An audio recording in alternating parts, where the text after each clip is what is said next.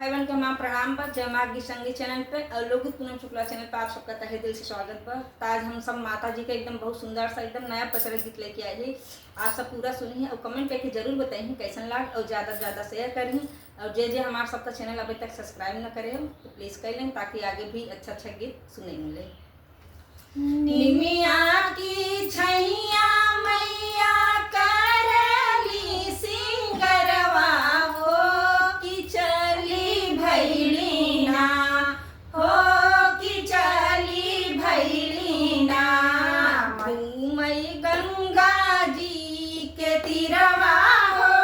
कि चली भैलीना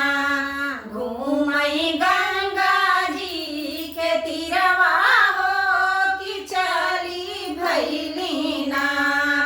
निमिया की छैया मैया करली सिंगरवा हो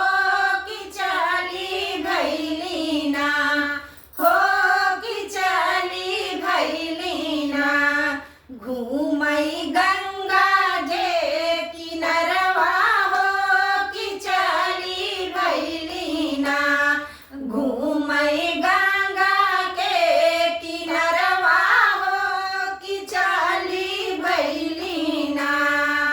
कहाँ बाट